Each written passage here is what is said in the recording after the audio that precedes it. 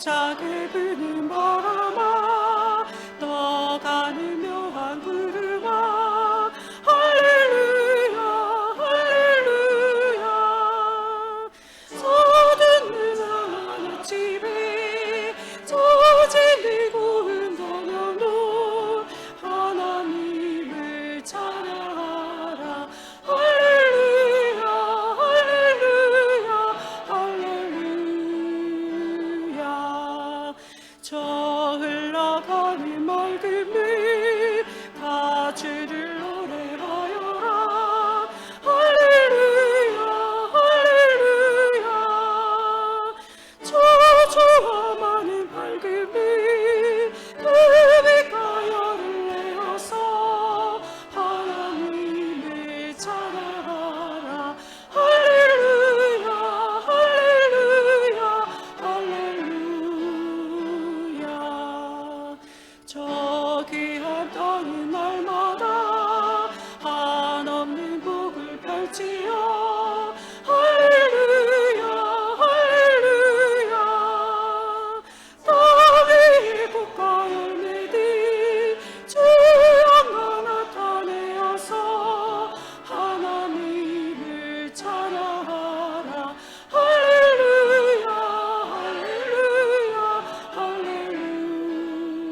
할렐루야 너 선한 마음 가진 자를 용서하며 살아라 할렐루야 할렐루야 큰 것도 슬픈 지닌 자내 근심 주께 맡겨라 하나님을 찬양하라 할렐루야 할렐루야 할렐루야 주 은혜 받은 만민아 다 꿇어 경배하여라 할렐루야 할렐루야 서서히 이제 주님께 존귀와 영광 돌려라 하늘 찬양 할렐루야 할렐루야 할렐루야 할렐루야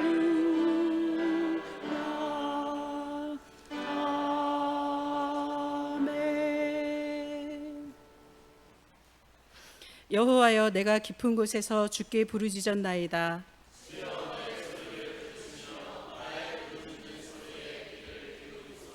여호와여 주께서 죄악을 지켜보실진대 그러나 사유하심이 주께 있음은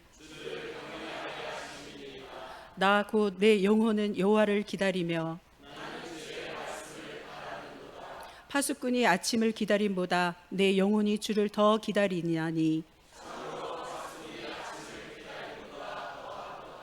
이스라엘아 여호와를 바랄지어다.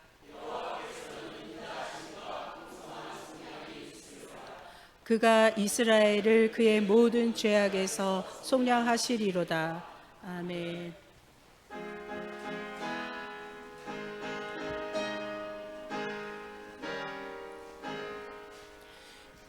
예수는 나의 힘이요 내 생명 되시니 그 주 예수 떠나가며 죄 중에 빠지리 눈물이 앞을 가리고 내 맘이 근심 쌓일 때 위로하고 힘주시 주 예수 예수는 나의 힘이요 내 친구 되시니 그 은혜를 강구하며 풍성히 받으리 햇빛과 비를 주시니 주수할 곡식만 두다 귀한 열매 주시니 주 예수 예수는 나의 힘이요 내 기쁨 되시니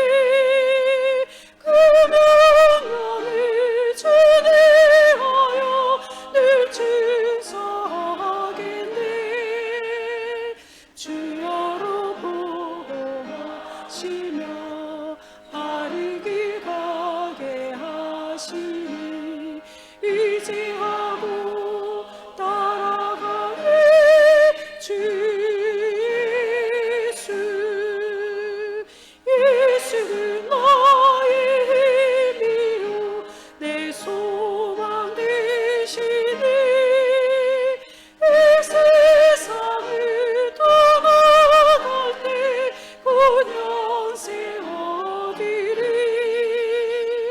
하나님 복을 주시고 영원한 기쁨 주시니 나의 생명 나의 기쁨 주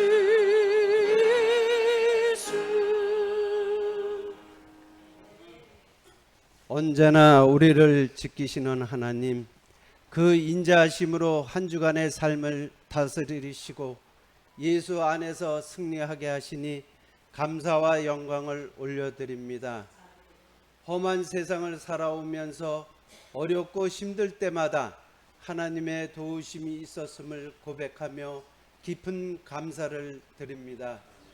날마다 생활이 감사와 찬양으로 이어지게 하시고 보혈의 은혜를 찬양하면서 살아가게 하옵소서.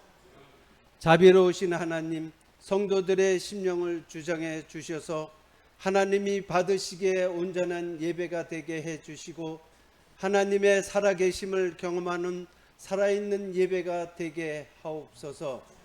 찬양과 말씀으로 상한 심령들이 치유받게 하옵시며 성령님의 충만함을 통하여 능력으로 이 복된 빛을 이웃에게 전하기에 부족함이 없기를 간절히 간구합니다. 사랑과 은혜가 풍성하신 하나님, 하나님은 간구함에 응답하시고 모든 두려움에서 건지시고 이에 기도하오니 하나님을 영화롭게 하며 믿음 위에 굳게 서서 흔들리지 않게 하옵소서. 찬양 가운데 인간의 연약함에 벗어나고 하늘의 용기로 살아가는 다짐이 있게 하옵소서. 오늘도 말씀을 전하시는 목사님의 영과 육을 더욱 강건하게 하시고 말씀 전하실 때 성령님의 임재 속에 하나님의 말씀을 온전히 대언하게 하옵소서. 또한 선포되는 말씀이 하나도 땅에 떨어지지 않고 저희들의 마음밭에 온전히 심겨 굳건히 뿌리 내리고 자라 열매 맺는 삶으로 이어지게 하여 주시옵소서. 이 모든 말씀 예수님의 이름으로 기도합니다. 아멘.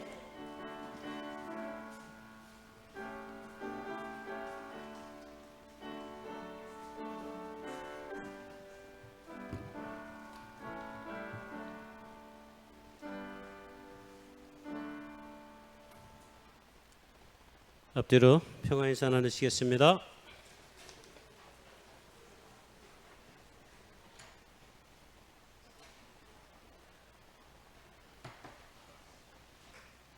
마주보면서도 하시죠.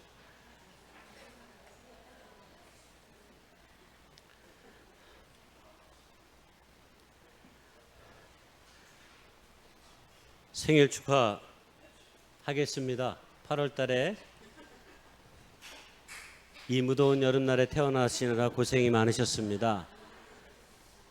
엄마도 고생하고 아기도 고생했을 것 같은데 자기가 또 8월에 생일인데 잘 이름이 없다 하신 분은 알아서 일어나시면 은혜가 될 줄 믿습니다. 없으면 두 분 일어나시면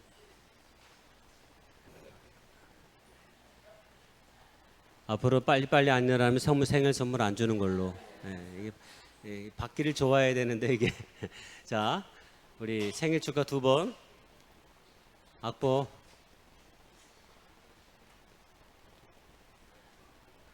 생일 축하 박수 치면서 두 번 하겠습니다.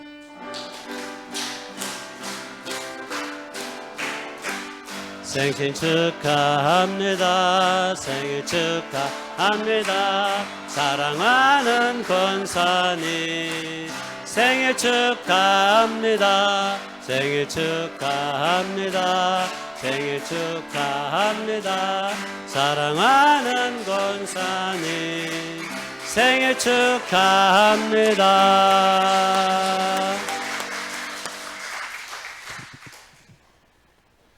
축하드립니다.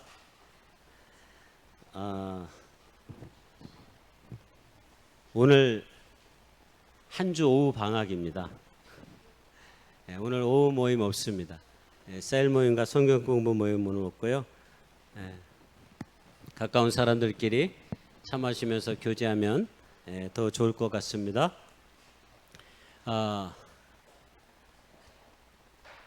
수련회가 잘 끝났고 이제 전도 축제를 해야 돼요.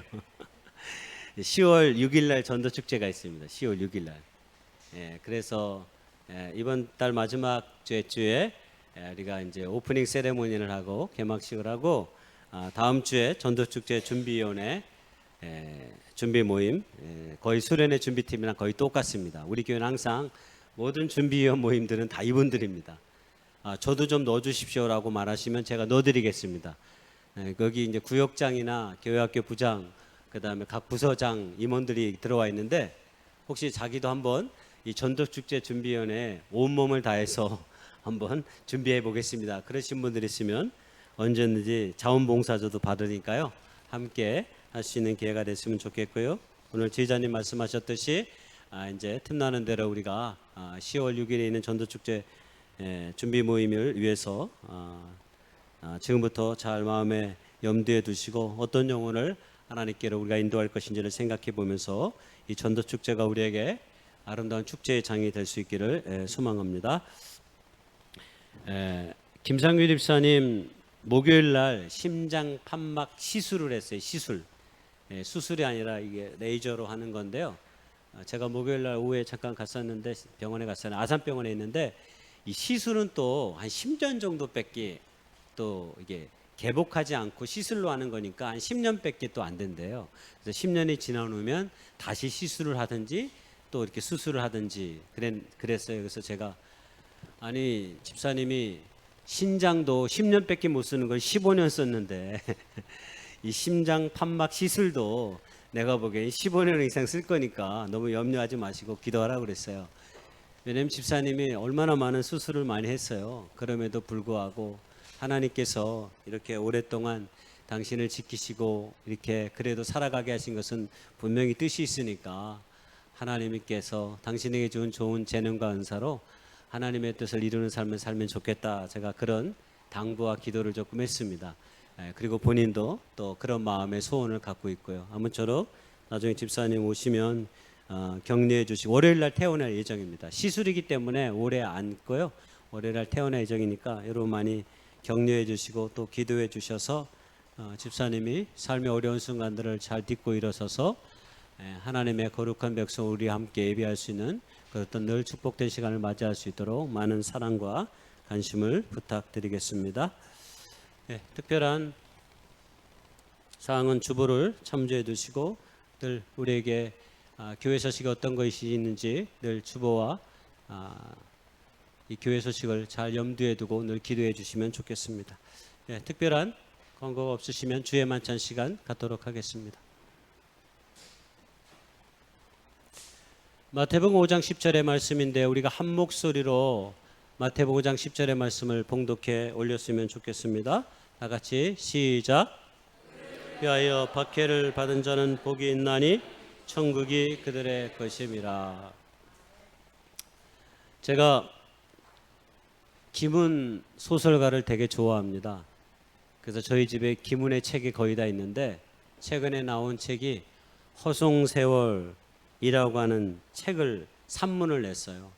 근데 저 책에 한 꼭지에 청춘 애찬이라고 하는 한 꼭지가 있습니다. 거기에 이 김훈 소설가가 젊은 청년들, 특별히 젊은 나이에 순결한 삶을 살아갔던 사람들을 노래하는 이야기가 나와요. 그러면서 그들의 삶의 이야기를 비추어 보면서 자신이 혹시 허송세월하는 듯한 삶을 살고는 있진 않은지, 이 김훈 선생님의 나이가 76세쯤 됐어요. 그래서 이제 무기력해진, 왠지 연약해진 자신의 삶을 조금 반추해 보면서 하는 것인데, 우리 모두에게도 굉장히 새겨볼 만한 문장과 글귀가 있는데, 바로 저 밑에 있는 이 젊은 청춘들의 나이들이었습니다. 정약용 22살, 정약전 26살, 황사영 26살, 이승훈 28살, 이벽 30살. 이 사람들의 명단은 조선의 시대에 하나님을 믿는다는 명목으로, 제목으로 죽음과 유배를 당했던 사람들의 그때 나이입니다. 하나님을 믿는다는 제목으로 죽음을 당하는 시대가 있었습니다. 그럼에도 불구하고 저 젊은 청년들이 하나님에 대한 그 믿음의 신앙을 포기할 수 없어서 자신의 생명을 바꾸고 그 신앙을 가슴에 안고 이 땅을 떠나 하나님의 품에 안긴 사람들의 나이가 저 나이입니다. 황사영이 사형을 당한 후에 26살의 나이로 사형을 당한 이후로 104년 후에 또 한 명의 한 사람이 사형을 당합니다. 그 사람의 이름은 안중근입니다. 그도 신앙인이었습니다. 일본으로부터 무너져가는 조선을 살리고자 야만적인 세상의 지배자 노릇을 내는 일본 제국주의를 용서할 수 없던 안중근은 신앙의 이름으로 나아가고 마지막 죽음 직전에 자신에게 세례를 주었던 외국인 선교사의 면회를 받아들이고 그리고 자신의 모든 삶을 하나님께 던졌습니다. 김은은 이 사람들이 내 마음속에 영원한 청춘들이다라고 고백했는데요. 어쩌면 이 땅을 살아가는 우리들의 영원한 청춘의 이름들이 저 이름들이 아닐까 싶습니다. 그러나 그거 다 아십니까? 놀랍게도 우리 주님도 33살의 나이로 우리의 모든 죄를 대속하시기 위해 십자가의 짐을 지셨습니다. 우리가 매주 이 떡과 이 잔을 기념하는 것은 그런 주님의 사랑을 조금 더 사랑하고 그리고 주님께서 하나님의 그 거룩한 나라와 의를 위하여 걸어갔던 그 발걸음처럼 우리도 가치 있는 의미 있는 발걸음을 부족하지만 한 걸음 더 걷기 위함입니다. 아무쪼록 이 떡과 이 잔을 통해서 주님의 놀라운 사랑을 우리의 신비에 담아 우리에게 주어진 생의 순간을 빛나게, 행복하게, 기쁘게, 감사하게 살아갈 수 있는 저 여러분 될 수 있기를 간절히 소망합니다. 우리가 떼려가는 이 떡은 예수님의 몸을 기념해서 우리가 함께 나누고자 하는 것입니다. 떡을 위한 분명의 기도를 드리겠습니다. 젊은 나이에 생명을 던졌던 하나님의 사람들이 있었습니다. 그리고 우리도 오늘 여기에 앉아 있습니다. 우리의 모든 삶의 순간이 하나님의 영광 가운데 있게 도와주시옵시고 빛나는 삶의 시간들을 살아갈 수 있는 다짐과 용기와 믿음을 우리에게 허락해 주옵소서. 예수님의 이름으로 감사하며 기도했습니다. 아멘.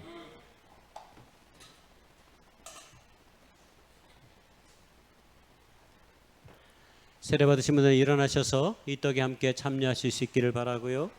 혹 아직 세례 받지 못하신 분들이 있다면 이런 기회를 통해서 주님의 십자가의 은혜를 고백하며 나아갈 수 있는 다짐과 고백이 있었으면 좋겠습니다. 우리 묵상하며 나아가기 원합니다.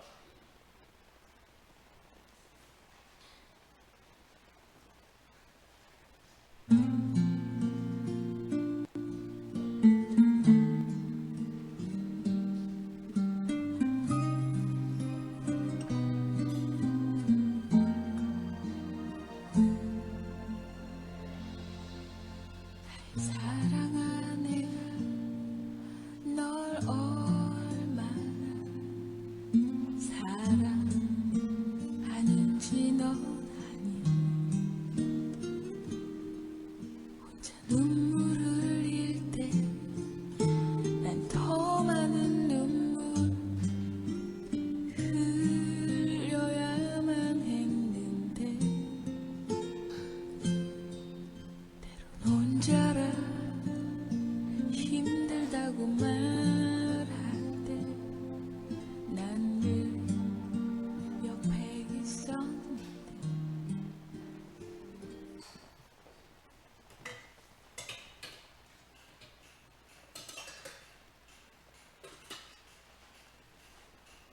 우리가 받으려고 하는 이 잔은 주님의 보혈의 피를 기념해서 함께 나누는 것입니다. 배잔을 위해 기도하겠습니다.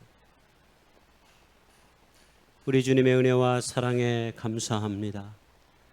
그 사랑으로 오늘도 살아가게 하옵소서.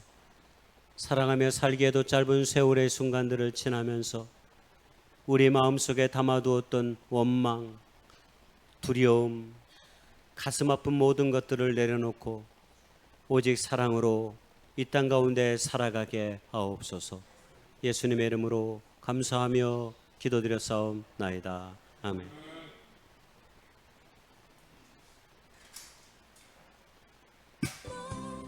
포기하지 않아 이 세상 같은 날 때까지 함께함을 약속해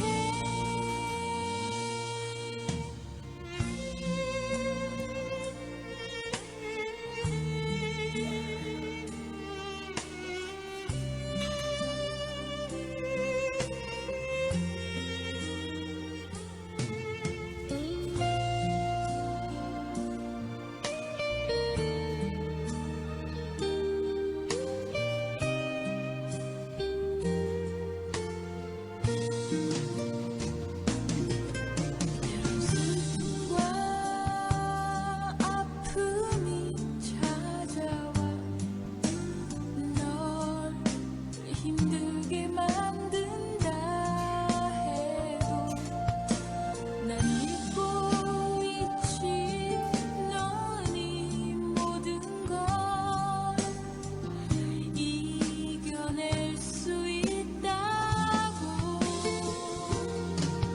너로 인해 내 맘도 아파도 나는 널 포기하지 않아 이 세상 같은 날 때까지 함께함을 약속해 너로 인해 내 맘도 아파도 나는 널 포기하지 않아 이 세상 같은 날 때까지 함께함을 약속해 함께함을 약속해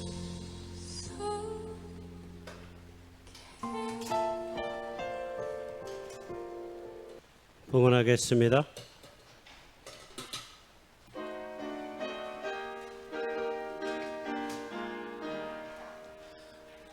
오시지 하신 주 내 아버지여 늘 함께 계시니 두려움 없네. 그 사랑 편찮고 날 지키시며 어제나 오늘이 한결같네. 오 신실하신 주, 오 신실하신 주, 날마다 자비를 베푸시며 이러한 모든 것 내려주시니 오 신실하신 주, 나의 구주. 봄철과 또 여름 가을과 겨울 해와 달 별들도 다 주의 것. 만물이 주 영광 드러내도다. 신실한 주 사랑 나타내네. 오 오 신실하신 주, 오 신실하신 주, 날마다 자비를 베푸시며 일용할 모든 것 내려주시니 오 신실하신 주, 나의 구주, 내 죄를 사하여 아니하시고 주 친히 오셔서 인도하네. 오늘의 힘되고 내일의 소망, 주만이 만복을 내리시네. 오 신실하신 주, 오 신실하신 주, 날마다 자비를 베푸시며 일용할 모든 것 내려주시니 오 신실하신 주, 나의 구주. 거룩하신 하나님, 감사합니다. 무더운 이 여름의 순간들 속에서도 우리가 온전히 하나님을 예배하며 나아갈 수 있도록 인도해 주신 것을 감사합니다. 우리 일상의 모든 삶의 순간들이 하나님의 거룩한 은총의 손길 안에 있음을 기억하며 살아가는 저희들이 될 수 있도록 인도해 주옵소서. 우리의 삶 한가운데 하나님을 향한 믿음의 갈망이 인생의 세월 속에 더욱 커져가게 하시며, 그래서 우리의 모든 삶이 하나님의 뜻을 이루어가는 복된 삶이 될 수 있도록 축복해 주시옵시고 인도해 주시옵소서. 어려운 삶의 현실이 있어서 고통 가운데 있는 사랑하는 식구들이 있습니까? 주님 붙잡아 주시옵시고 위로하여 주시옵소서.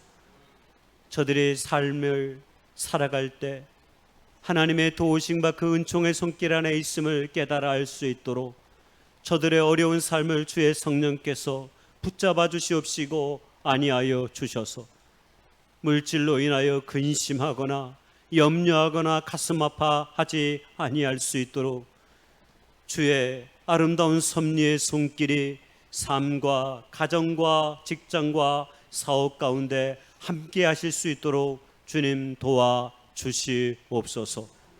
여러 가지 마음으로 제목으로 주님 앞에 정성껏 드린 손길들을 기억하여 주시옵소서. 우리가 가지고 누리는 것이 많아 주님 앞에 드린 것이 아니라 하나님 앞에 감사하는 마음으로 하나님의 교회가 하나님의 뜻을 이루는 사명을 이루도록 하기 위해 우리의 마음과 정성을 담아 이 모든 것을 드렸사오니 주께서 받으시고 인도해 주셔서 주님의 몸된 교회가 하나님의 나라와 하나님의 의를 이루어가는 일에 부족함이 없도록 주님 아름답게 사용하여 주시옵소서. 무엇보다 이 물질로 인하여 우리 근동에 고통스러워하는 이들을 위해 아름답게 사용될 수 있는 디딤돌이 될 수 있기를 원합니다. 눈물 흘리고 고통당하는 자들에게 이 물질로 인하여 그들의 삶이 다시금 일어설 수 있는 작은 기회들을 가질 수 있도록 주님 아름답게 선용될 수 있도록 붙잡아 주시옵소서. 오늘도 우리에게 감사의 마음으로 온 마음을 드린 손길들을 기억하시고 하나님께서 하늘에서 받으시고 이 땅 가운데서의 모든 삶 또한 책임져 주시옵시고 인도해 주시옵소서. 예수님의 이름으로 감사하며 축복하며 간절히 기도드려 싸움나이다. 아멘.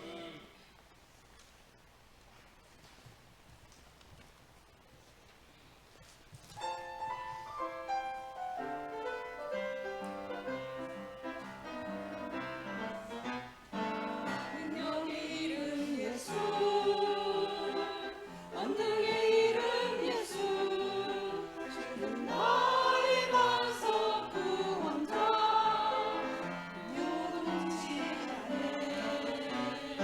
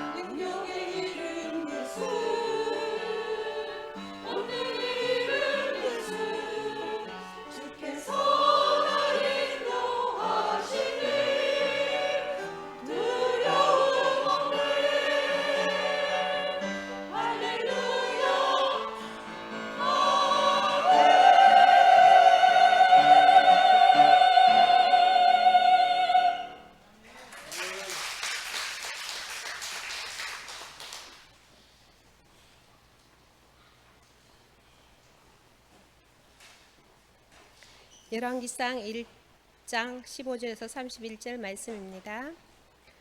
바세바가의 침실에 들어가 왕에게 이르되 왕이 심히 늙었으므로 수넴 여자 아비삭이 시중 들었더라. 바세바가 몸을 굽혀 왕께 전하니 왕이 이르되 어찌 됨이냐. 그가 왕께 대답하되 내 주여 왕이 전에 왕의 하나님 여호와를 가리켜 여종에게 맹세하시기를 내 아들 솔로몬이 반드시 나를 이어 왕이 되어 내 왕위에 앉으리라 하셨거늘 이제 아도니아가 왕이 되었어도 내 종은 알지 못하시나이다. 그가 수소와 살찐 송아지와 양을 많이 잡고 왕의 모든 아들과 제사장 아비아달과 군사령관 요압을 청하였으나 왕의 종 솔로몬을 청하지 아니하였나이다. 내 주 왕이여 온 이스라엘이 왕에게 다 주목하고 누가 내 주 왕을 이어 그 왕위에 앉을지를 공포하시기를 기다리나이다. 그렇지 아니하면 내 주 왕께서 그의 조상들과 함께 잘 때에 나와 내 아들 솔로몬은 죄인이 되리이다. 바세바가 왕과 말할 때에 선지자 나단이 들어온지라. 어떤 사람이 왕께 말하여 이르되 선지자 나단이 여기 있나이다 하니 그가 왕 앞에 들어와서 얼굴을 땅에 대고 왕께 절하고 이르되 내 주 왕께서 이르시기를 아도니아가 나를 이어 왕이 되어 내 왕위에 앉으리라 하셨나이까. 그가 오늘 내려가서 수수와 살찐 송아지와 양을 많이 잡고 왕의 모든 아들과 군사령관들과 제사장 아비아달을 청하였는데 그들이 아도니아 앞에서 먹고 마시며 아도니아 왕은 만세수를 하옵소서 하였나이다. 그러나 왕의 종 나와 제사장 사독과 여호야다의 아들 브나냐와 왕의 종 솔로몬을 청하지 아니하였사오니 이것이 내 주 왕께서 정하신 일이니까. 그런데 왕께서 내 주 왕을 이어 그 왕위에 앉을 자를 종에게 알게 하지 아니하셨나이다. 왕이 명령하여 이르되 바사바를 내 앞으로 부르라 하매 그가 왕의 앞으로 들어가 그 앞에 서는지라. 왕이 이르되 내 생명을 모든 환난에게 구하신 여호와께서 살아계심을 두고 맹세하노라. 내가 이전에 이스라엘의 하나님 여호와를 가리켜 내게 맹세하여 이르기를 내 아들 솔로몬이 반드시 나를 이어 왕이 되고 나를 대신하여 내 왕위에 앉으리라 하였으니 내가 오늘 그대로 행하리라. 바세바가 얼굴을 땅에 대고 절하며 내 주 다윗왕을 만세수로 하옵소서 하니라. 마태복음 1장 5절 말씀. 살몬은 라합에게서 보아스를 낳고 보아스는 룻에게서 오벳을 낳고 오벳은 이새를 낳고.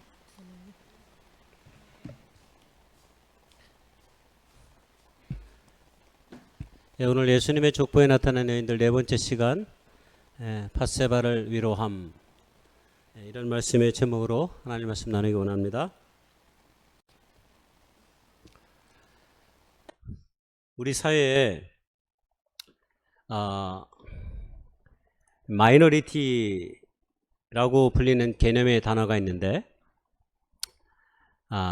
꼭 여성만을 가리키는 건 아니지만 특별히 우리가 예수님의 족보에 나타난 여성들을 지금 우리가 생각해 보면서 특별히 이 마이너리티라는 개념을 조금 소개하고자 합니다.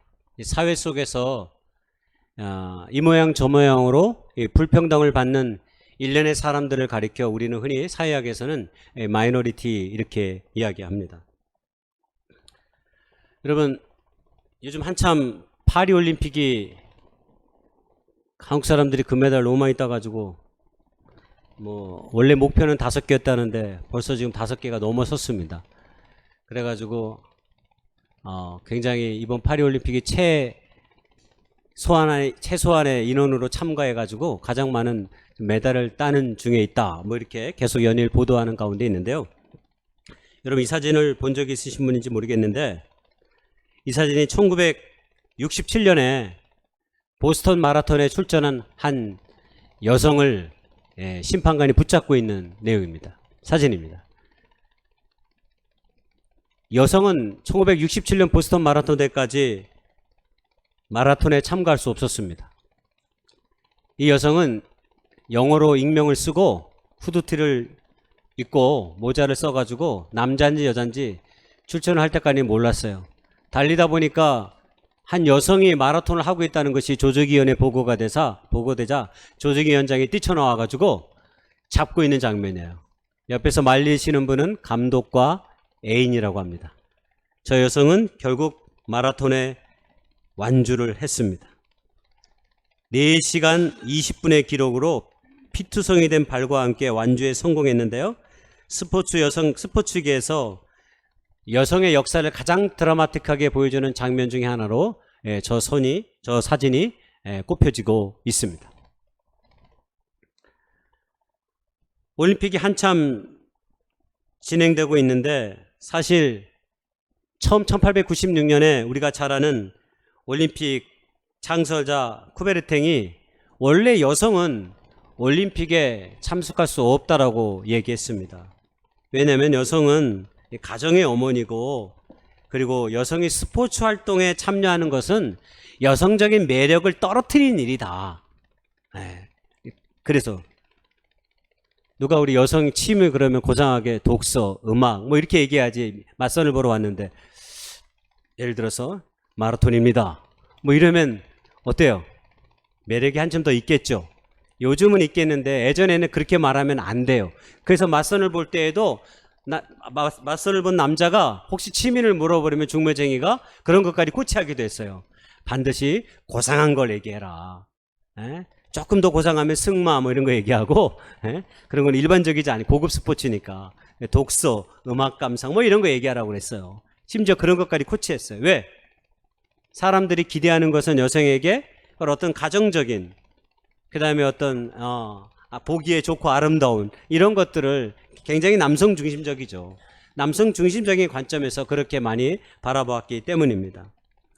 물론 파리올림픽이 제 두 번째로 열렸을 때에는 여성들의 참여가 허용이 됐는데 22명과 아주 작은 수의 사람들만, 작은 종목에만 여성이 참여할 수 있는 기회를 갖게 됐고요.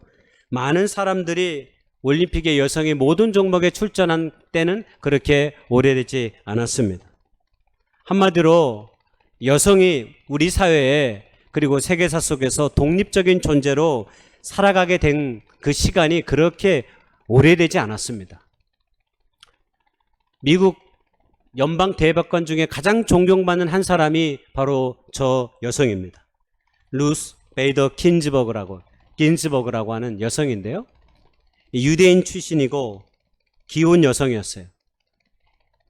여성으로서 온갖 편견과 사회적인 차별을 뚫고 미국 사회 속에서 대법관의 자리에 오른 여성입니다. 저 여성이 한 일이 많습니다. 여성 인권의 대명사 하면 미국에서는 긴즈버그를 듭니다. 저 여성의 한 줄 중에 가장 특별한 일들 중에 하나는 1974년에 여성들이 신용카드를 만들 수 있도록 평등신용기회법을 관철시켰기 때문입니다.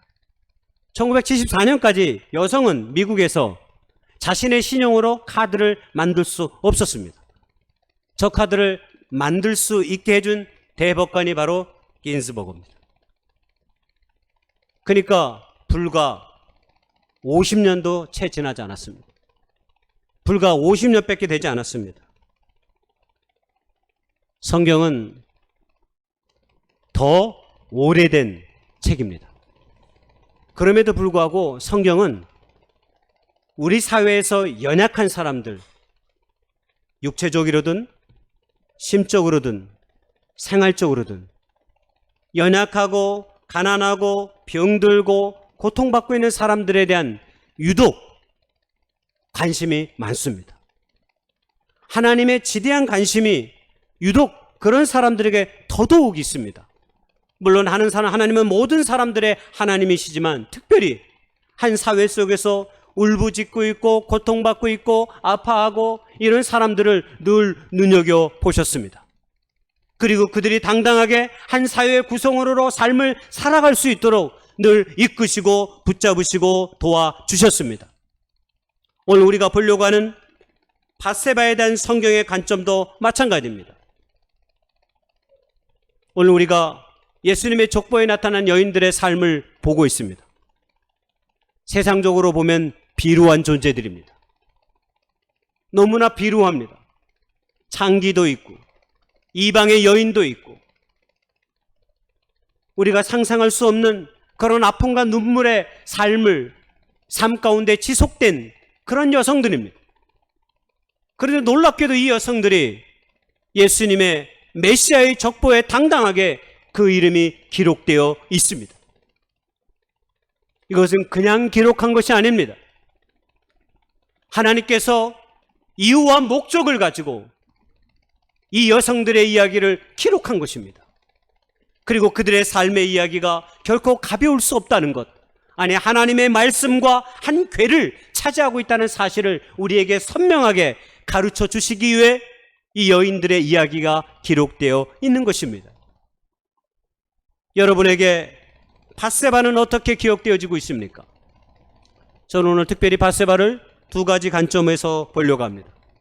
하나는 밧세바의 입장에서 피해자의 관점 속에서 밧세바를 바라보려고 합니다. 그리고 다른 하나의 관점은 하나님의 관점에서, 성경의 관점에서 밧세바를 무엇이라고 이야기하고 있는가, 이 사실에 주목해 보고자 합니다. 여러분에게 밧세바는 어떤 사람들입니까? 터무니없게도 밧세바가 음탕하여서 다윗을 유혹하기 위해 목욕했다고 하는 이야기를 어떤 유명한 목사님이 설교사상에 하시더라고. 충격을 받았습니다, 제가. 도대체 무슨 근거로 그런 이야기를 하셨는지 모르겠어요.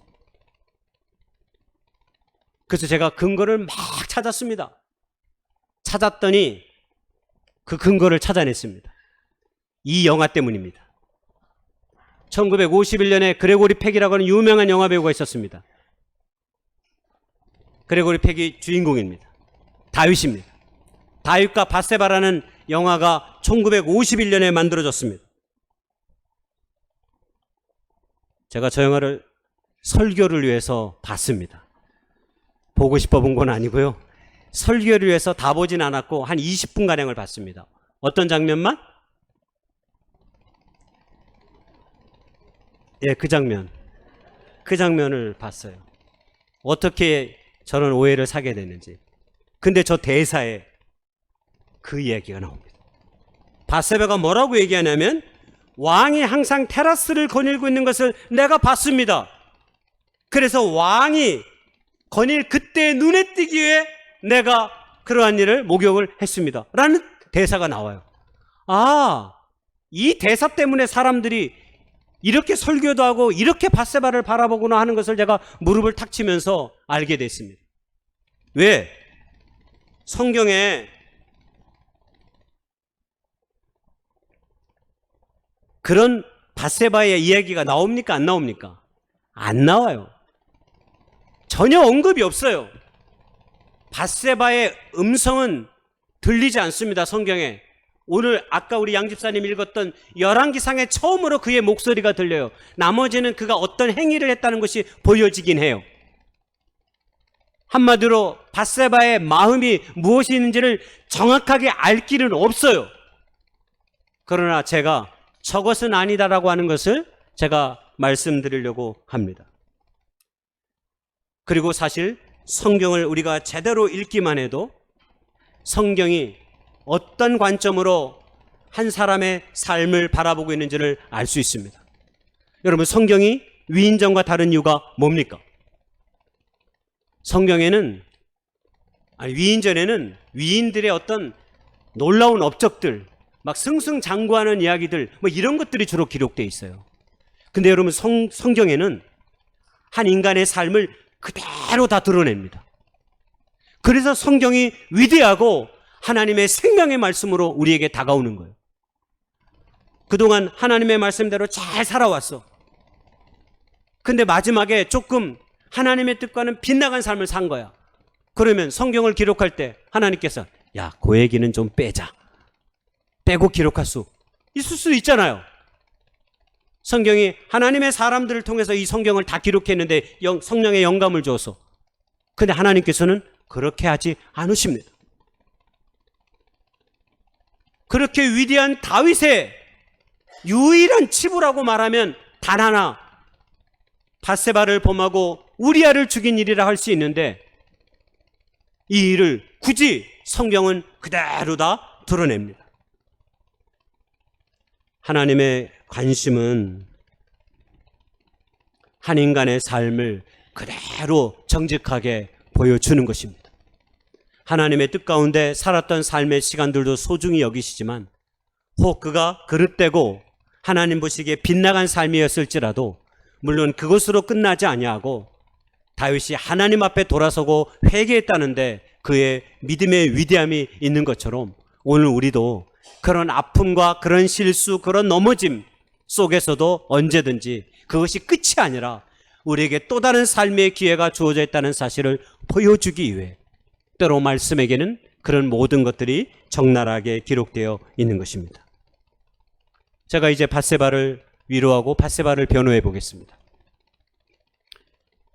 밧세바의 집안 환경을 보면 성경에 굉장히 훌륭한 집안이었습니다. 밧세바의 할아버지가 누구냐면 다윗의 책사, 모사인 아히도벨이었습니다. 사무엘상 16장 23절에 보면 아히도벨을 성경에서 뭐라고 얘기하냐면 이렇게 얘기합니다. 그때 아히도벨이 베푸는 계략은 사람이 하나님께 물어서 받은 말씀과 같은 것이라. 아히도벨의 모든 계략은 다윗에게나 압살롬에게나 그와 같이 여겨졌더라. 아히도벨은 어떤 사람이에요? 하나님의 말씀만을 말하는 사람이라는 거예요. 하나님의 말씀을 말하는. 그래서 다윗이 모든 전쟁의 책사로 아히도벨을 세웠어요. 모든 전쟁의 승리의 배경에 누가 있었냐면 아히도벨이 있었어요.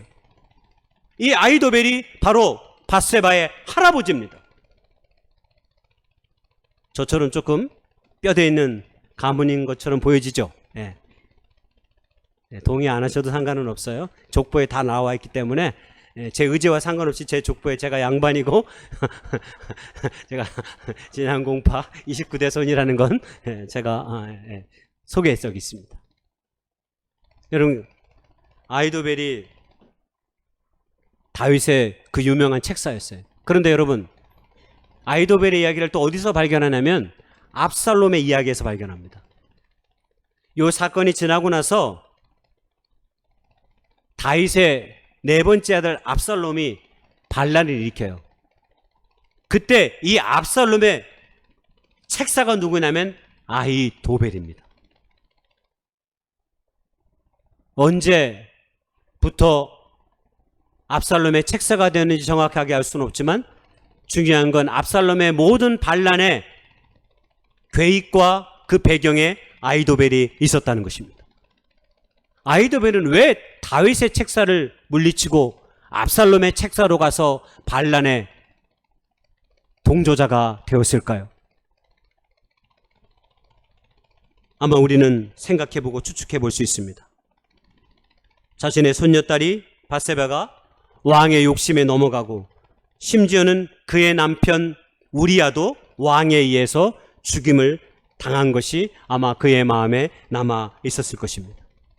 그것이 아니고서는 아히도벨의 배신을 생각해 볼 수 없어요. 왜냐하면 이 사건 다음 바로 이어서 또 압살롬의 이야기가 등장하는 것으로 보아 더더욱 그 이야기가 분명해집니다.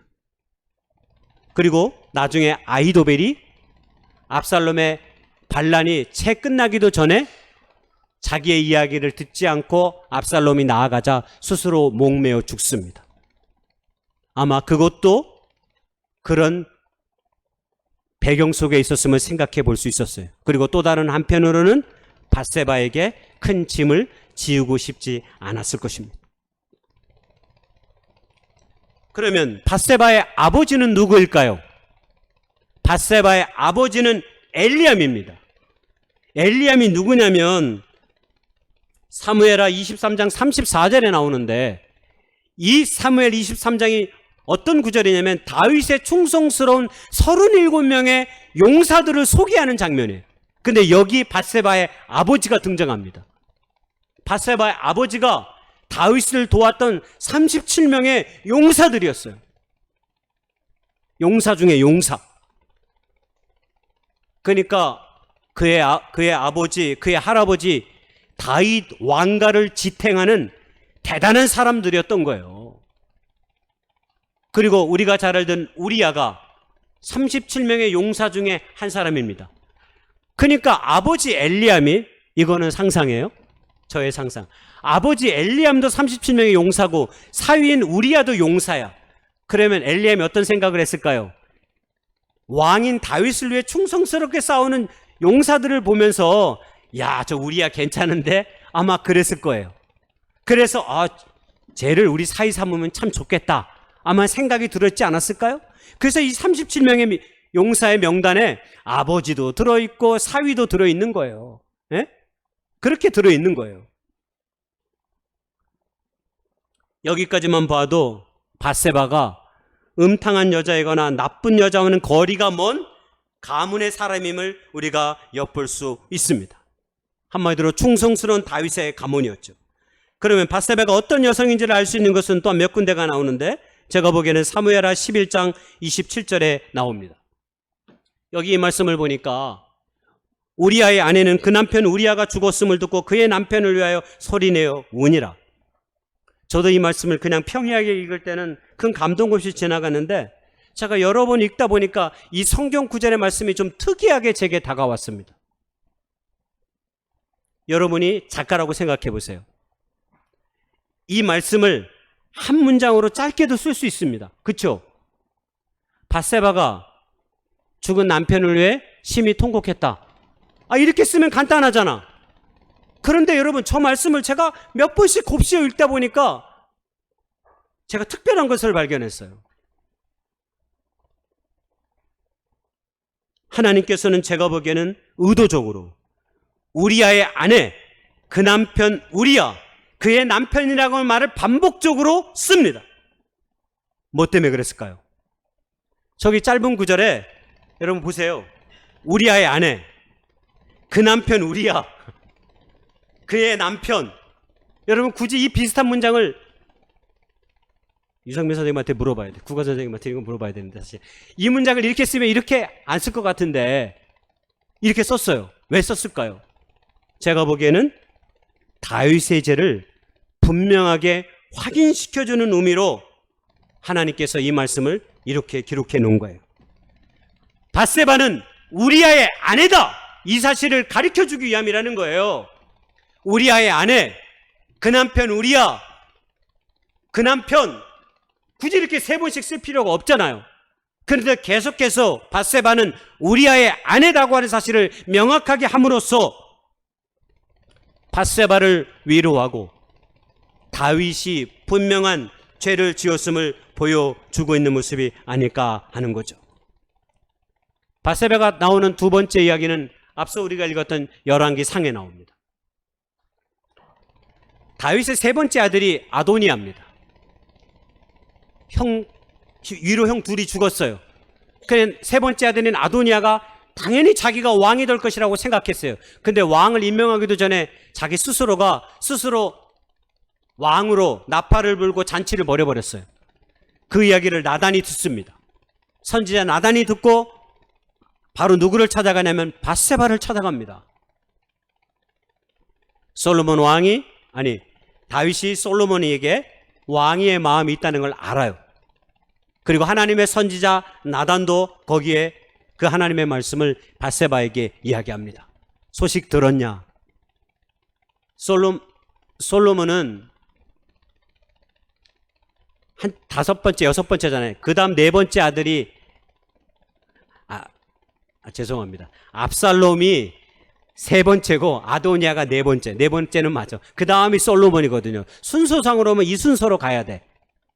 그런데 지금 4번째 형이 스스로 왕으로 막 잔치를 벌이고 유력한 사람들을 다 초대해서 막 그래 버리니까 나단이 놀래가지고 밧세바를 불러서 빨리 왕에게 찾아가서 이 사실을 알리고 당신의 아들 솔로몬이 왕위가 되도록 하라고 말하라는 거예요. 그리고 자기가 당신이 말할 때 내가 찾아가서 확실하게 이 모든 것들을 매듭짓겠다라고 밧세바에게 이야기하는 거예요.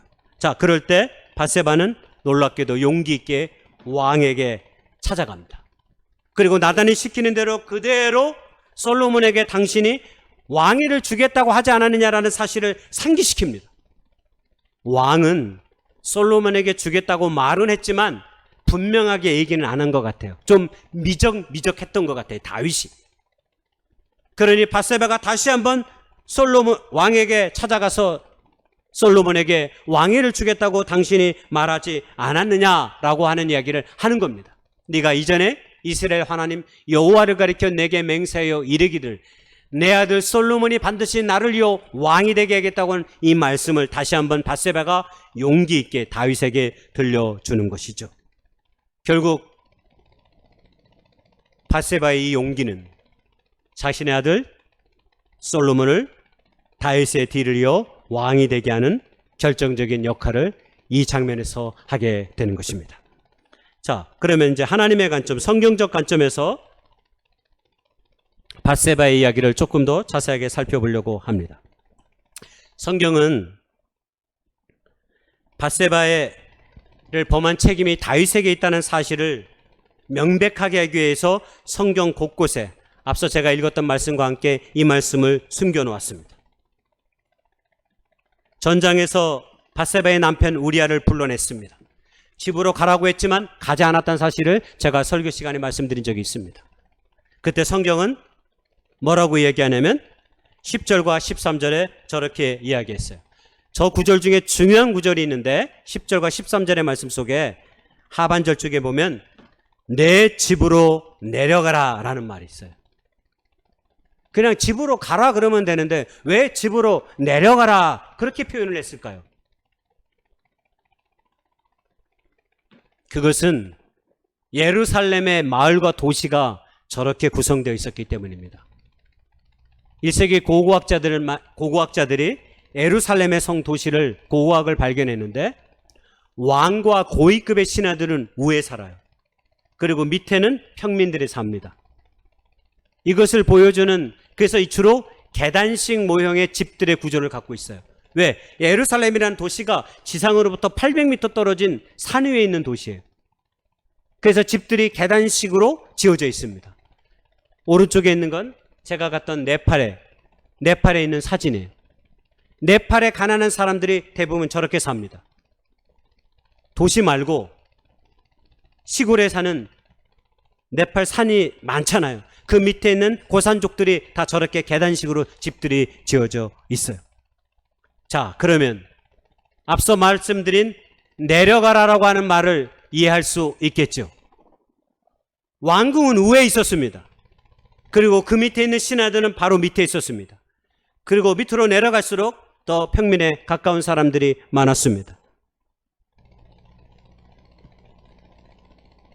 밧세바가 목욕을 한 거에 대한 이야기를 하면 당시 이스라엘 사람들은 오늘 우리처럼 뭐 화장실이 뭐 있어서 내부에 뭐 샤워기가 이런 게 아닙니다. 대부분 물을 떠다가 바깥에 커다란 독에다가 담아놓고 자주 사람들의 보통은 눈을 피해서 목욕을 했어요. 밧세바가 목욕을 한 시간도 사람들의 눈을 피한 시간입니다. 왜냐하면 다윗이 자다가 일어났거든요. 그리고 테라스에 뜰을 거니는 거예요. 그러니까 사람들의 눈에 잘 띄지 않는 시간에 그 다음에 자연스럽게 이스라엘 사람들이 그런 식으로 목욕을 했어요. 만약에 그런 목욕을 발견하면 보통의 남자들은 이스라엘의 남자들은 눈을 피한다는 것이 관례였답니다.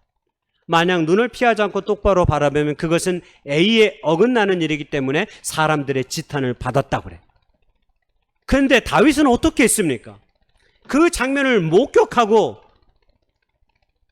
부하를 불렀습니다. 저 여인이 누구인지 알아보도록 시켰어요. 다윗의 범죄임이 드러나는 겁니다. 그리고 자신의 권력을 이용하여 그 여자를 데려오기까지 했습니다. 여러분, 왕의 명령을 누가 거절했겠습니까? 왕의 명령을 들을 수밖에 없죠. 여러분, 우리아를 죽일 때를 생각해 보세요. 다윗이 우리아를 죽일 때 요압에게 어떻게 죽이라고 그랬어요? 몇 명의 특공대를 이끌고 적들의 특공대가 있는 앞에까지 그들을 두고 후퇴해버려라. 그러면 그들이 창이나 칼에 맞아 죽을 것이다. 그대로 말도 안 되는 명령을 요압이 수행하잖아요. 멀쩡한 자기 부하 장군, 아니 요압에게 우리아는 어떤 사람이에요?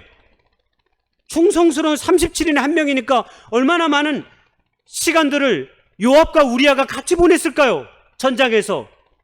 그런데 그 애가 아무런 죄를 짓지도 않았는데 그를 가서 죽이라고 왕이 명령을 내리니까 요압이 죽입니다. 뭐 때문에? 왕의 명령은 생명을 해할 정도로 강력한 힘이 있기 때문입니다. 그러므로 전령을 보내서 여인을 데려가는 이 명령에 누가 부인할 수 있겠어요? 다윗의 범죄는 목욕하는 여인을 보고 눈을 돌리고 그냥 자기의 일상으로 돌아간 것이 아니라 그 여인에게 그 여인이 누구인지 알아보도록 시켰고 2번에 걸쳐서 밧세바를 자신의 권력을 이용하여 데려온 것입니다. 결국 이 모든 책임이 다윗에게 있음을 성경은 내려가라라고 하는 우리아에게 한 이 말을 통해서도 우리가 알 수 있는 것입니다. 하나 더, 결국 이렇게 해서 불륜 가운데 얻어진 아들을 하나님께서 어떻게 하셨어요? 12장 5절에 분명히 말씀하십니다. 우리아의 아내가 다윗에게 낳은 아이를, 여기도 밧세바라고 안 하고 우리아의 아내라고 그랬잖아요. 우리아의 아내가 다윗에게 낳은 아이를 여호와께서 치심에 심히 앓는지라. 그리고 이 아이가 일주일 뒤에 죽은 거죠. 다윗은 어떻게 했어요? 어떻게든 금식하면서 이 아이를 하나님께서 치심을 알았어요. 그래서 다윗이 회개하면서 하나님께 용서를 구합니다. 그러나 다윗의 죄를 분명하게 하시기 위해 하나님께서는 이 아이를 거두어갑니다. 아마도 이 과정에서 가장 많이 상처받은 사람이 누구일까요? 저는 밧세바라고 생각됩니다. 아이도 죽고 남편도 죽고 그리고 훗날에는 할아버지도 죽고 말입니다. 그런 밧세바를 하나님은 위로하십니다. 놀랍게도 하나님은 이런 밧세바를 위로하십니다. 다윗이 밧세바와 다시 동침한 후에 태어난 아들이 누구냐면 솔로몬이기 때문입니다. 성경에는 이 솔로몬에 대한 이야기를 이렇게 소개합니다. 사무엘하 12장 24절 25절에 다윗이 그의 아내 밧세바를 위로하고 그에게 들어가 그와 동침하였더니 그가 아들을 낳음에 그의 이름을 솔로몬이라 하라. 여호와께서 그를 사랑하사 선지자 나단을 보내 그의 이름을 여디디아라 하시니 이는 여호와께서 사랑하셨기 때문이더라. 하나님의 사랑이 느껴지시나요? 하나님의 위로하심이 느껴지시나요? 누구를 보냈어요? 선지자를 보냈어. 선지자를 보내가지고 이 솔로몬의 이름을 여디디아라고 하라고 하나님께서 하셨습니다 라고 말한 거예요. 하나님께서 특별히 사랑한다 라고 하는 이름을 주었다라고 하는 겁니다. 하나님은 이런 위로자 되십니다. 그리고 우리가 잘 알듯이 이 아들이 이스라엘의 왕이 되고 그리고 메시아의 족보에 오르게 된 것이죠. 결론적으로 우리가 생각해 보면 이런 밧세바의 이야기가 우리에게 주는 교훈이 무엇일까요? 한 가지만 얘기하려고 합니다. 하나님은 불의와 타협하지 않으시지만 그 가운데서도 고통받고 있는 한 여인의 삶을 위로하며 일으켜 세우시는 분이라고 하는 사실입니다. 어려움과 고통 속에 있습니까? 하나님은 누구보다도 우리의 아픔을 아시고 위로하시는 분이라는 사실을 꼭 기억할 수 있기를 소망합니다. 제가 성경에서 가장 좋아하는 말씀이 있어요. 그게 출애굽기 3장입니다. 모세가 하나님께 소명받는 장면에 제가 이 말씀을 가지고 설교한 적도 있습니다. 왜냐하면 제가 그 말씀 속에서 너무 하나님의 마음이 어떤 분이신지를 절절하게 느끼고 알게 되었기 때문입니다. 그게 출애굽기 3장 7절에 나옵니다. 고통받고 있는 이스라엘 백성들이 에집트에 있었습니다. 430년 동안 고통받고 있는 그들의 삶을 보시고 하나님께서 이 마음을 품으시고 모세를 불렀어요. 제가 빨간 줄로 해놨는데 일부러 여호와께서 이르시되 내가 내 애굽에 있는 내 백성의 고통을 분명히 보고, 그냥 보고도 되는데 분명히 보고, 이게 하나님의 마음입니다. 여러분, 무엇을 보는 일이 너무 중요합니다. 이스라엘 백성의 해방의 역사는 자기 백성의 고통받는 모습을 보는 곳에서 하나님이 시작하셨습니다. 이건 모세가 왕자로 있을 때 잘 못 봤던 것입니다. 광야 40년 목자 생활하면서 조금 보았던 것입니다. 그리고 이 소명을 통해서 하나님이 보았던 이 봄을 완전히 보게 되는 기회를 가지게 했던 것이 이 말씀입니다. 브라질의 리우데자네이루라고 하는 대도시가 있습니다. 이 리우데자네이루라는 대도시는 도시 가운데 뉴욕의 할렘가를 생각하시면 거의 비슷합니다. 예를 들어 수도 서울 안에 엄청나게 가난하고 홀벗은 빈민가가 있어요. 그 빈민가 이름이 모르다 프로비덴자입니다. 저 마을입니다. 프로다 프로비덴자. 모르다 프로비덴자. 말을 하기도 어렵네요. 모르다 프로비덴자. 저 마을은 그래서 사람들에게 별 인기가 없었어요. 관심이 없었어요. 왜? 도시에는 얼마나 사람들이 막 웅성웅성거리면서 복잡하게 삶을 살아갑니까? 저 음침하고 가난하고 아무도 사람이 찾지 않은 저 마을은 모든 도시에서 리우데자네이루에서 가장 소외된 도시였습니다. 흉악한 범죄가 많이 발생하고요. 2개의 마약 조직이 저 마을을 장악하고 있었습니다. 그래서 저 마을에는 주변에 특수한 브라질의 군사들이 경계를 쓰고 있었습니다. 유일하게 택시와 구급차가 들어가지도 않는 마을이랍니다. 저 마을에 들어가려면 365개의 계단을 또한 타고 올라가야만 했다고 합니다. 근데 2008년 6월에 저 마을에서 청년 5명이 군인에게 끌려가 마약 조직에 의해서 살해를 당해서 2명은 간신히 풀었지만 3명이 처참하게 쓰레기처럼 아무데나 버려진 시체를 발견하게 되었습니다. 마을 사람들은 너무나 분노했습니다. 17살, 19살, 23살의 이 아이들이 시체로 발견되었기 때문입니다. 희생자들의 가족과 친구들은 그의 죽음을 애도하고 시민들과 함께 시위를 벌였지만 주민들과 함께 리우 사람들의 관심을 끌기에는 역부족이었습니다. 언론도 그 어떤 사람들도 그 3명의 죽음에 대해서 관심조차 없었습니다. 그때 한 눈이 나타났습니다. 프랑스의 JI라고 하는 이니셜로 활동하는 그래피티 예술가가 이분이 작년에 한국에 와서 전시회를 열었습니다. 저 작품을 만드신 분들. 그래피티 예술가 있던 JR이라고 불리는 이 이니셜을 갖고 있는 사람이 국제뉴스를 보다가 어떻게 우연히 아주 조그맣게 기사로 실린 저 이야기의 사건을 알게 됐습니다. 그리고 자신이 무엇인가 도와줄 수 없을까 하는 마음에 프랑스에서 브라질로 날아갔습니다. 그리고 그들과 한 달 동안 머물면서 빈민가 청년들이 어떻게 살해당했는지, 어떻게 죽었는지, 그리고 그 마을의 상황을 그대로 다 목격했습니다. 많은 주민들과 대담도 나누고 이야기를 했습니다. 그리고 나서 그곳 마을 사람들에게 그 사람들의 눈을 카메라에 담았습니다. 저 집 중간중간에 있는 건 눈입니다. 눈. 사람의 눈. 그 사람들을 사진으로 찍은 거예요.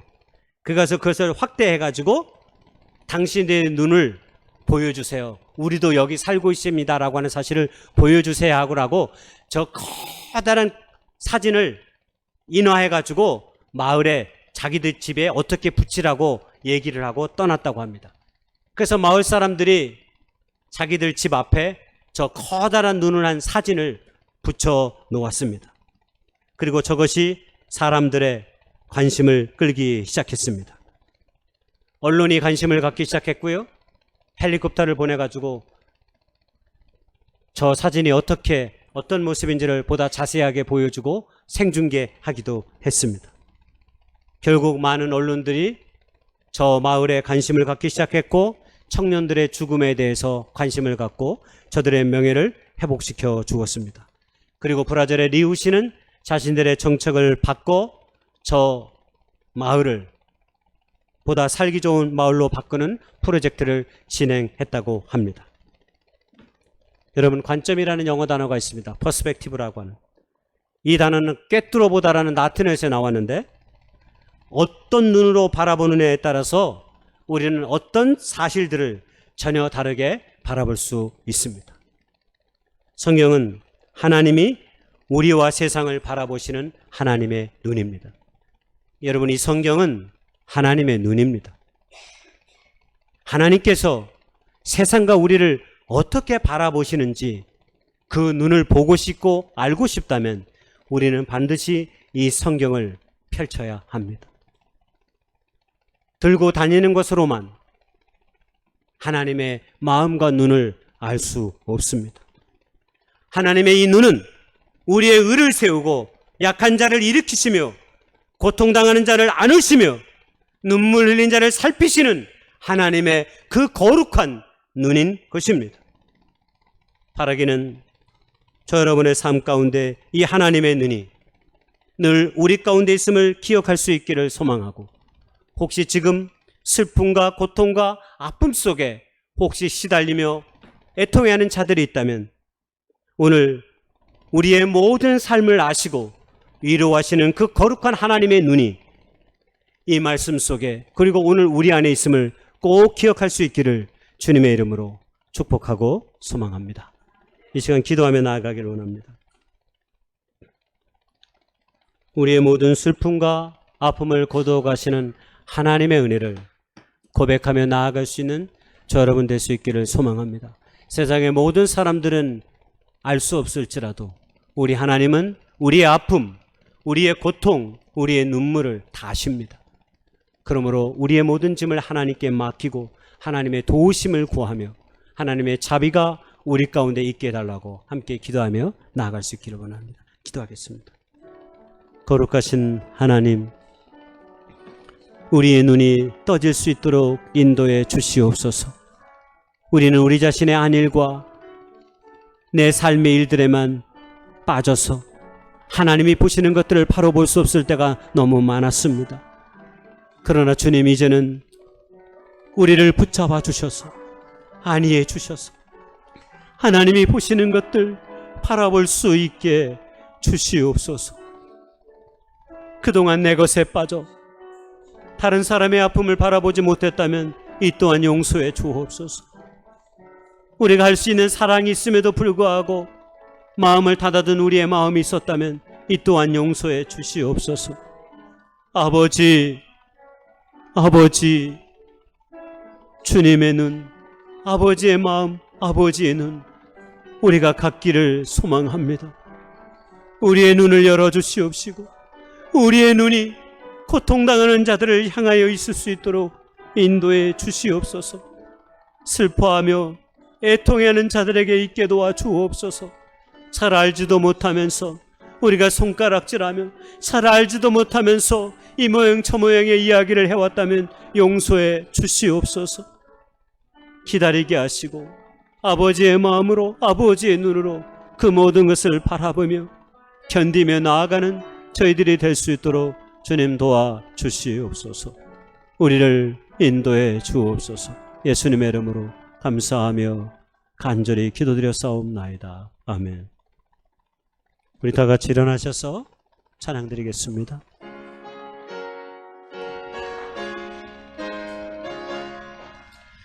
내 평생에 가는 길 순탄하여 늘 잔잔한 강 같든지 금풍파로 무섭고 어렵든지 나의 영혼은 늘 편하다. 내 영혼 평안해. 내 영혼 평안해. 저마귀는 우리를 삼키려고 입 벌리고 달려와도 주 예수는 우리의 대성되니 끝내 싸워서 이기리라. 내 영혼 평안해. 내 영혼 영혼 내 영혼 평안해 여고은 제 중빛 같더라도 주 예수께 아뢰며 그 십자가 피로써 다시 세상 있는 보다 더 정하리라 내 영혼 평안해 내 영혼 평안해 저공중의 구름이 일어나며 그 나팔이 울릴 때에 주 오셔서 세상을 심판해도 나의 영혼은 겁없으리 내 영혼 평안해 내 영혼 평안해 이제는 2000년 전에 이 땅에 오셔서 허물 많고 죄 많은 저희들을 구속하시기 위해 십자가에 못 박혀 죽으신 우리 구주 예수님의 은혜와 우리 아버지 하나님의 극진하신 사랑과 성령님의 감화감동 내주 충만 교통하심의 역사가 밧세바를 위로하며 고통받고 있는 아파하는 준초교회 모든 식구들과 이 예배에 참여한 모든 사람들을 위로하시는 그 놀라운 성령님의 은총이 이제로부터 영원까지 함께 하시기를 우리 구주 예수님의 이름으로 간절히 축복하며 기도드려 싸움나이다. 아멘.